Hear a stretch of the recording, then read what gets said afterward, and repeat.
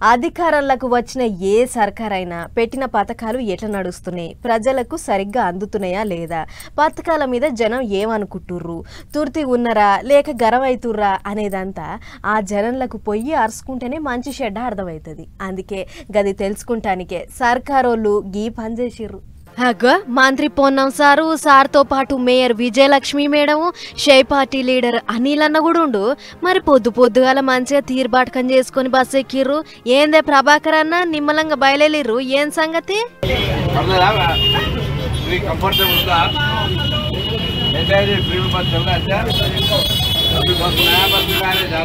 సుషిరా, మహాలక్ష్మి పథకంతోనే నడుస్తున్న free bus ప్రయాణం ఎట్లుంది, బస్సులు సరిపోతున్నాయా అని అడిగిన మంత్రి షై పార్టీ సర్కారు వచ్చిన కాడ నుంచి 3000 కొత్త బస్సులు కొన్నదని చెప్పుకొచ్చిండు.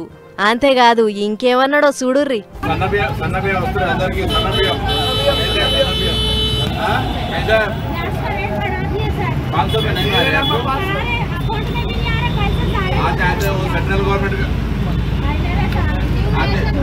न्यू रेशन कार्ड दे रहे, न्यू रेशन कार्ड भी देते, घर भी देते और बारिश चावल दे रहे और 200 बिजली करंट फ्री दे रहे, 200 लीटर फ्री और ज्यादा देना तो बिल करना वरना कुछ नहीं. ఏంటిరా సన్నబియ్యం వస్తున్నాయా తల్లి అని అడగంగానే సాబ్ వస్తున్నాయి గాని గ్యాస్ రేట్ పెంచుడు బాగాలేదు, గా సబ్సిడీ కూడా అకౌంట్లో పడతలేదని ఓ అక్క చెప్పంగానే ముచ్చటిన్న మంత్రి సారు లేదు అది సెంటర్ సర్కార్ చేతులు ఉంటుందని మాట్లాడుకొచ్చిండు. ఇటు మన రాష్ట్ర సర్కార్ అర్హులైన గరీబోళ్లకు ఇందిరమ్మ ఇండ్లు, ఇంటికి 200 యూనిట్ల ఫ్రీ కరెంటు, 500 రూపాయలకే గ్యాస్ బుడ్డి ఇస్తుందని చెప్పుకొచ్చిండు. అంతల్నే ఎవల్లో ఉండి మిమ్మల్ని గుర్తుపట్టినాం గాని మీ వెనకెమ్మటొచ్చిన మేడం ఎవరు సార్ అని అనగానే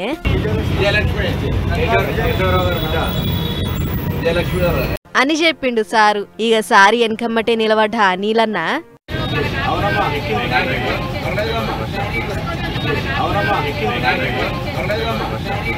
గదన్నట్లు పథకాల మీద అందరూ కూర్చున్నారా లేదా అని అడిగి ఒక్కోటి పురాగా చేసుకొస్తాము అన్నట్లు చెప్పుకొచ్చిండు.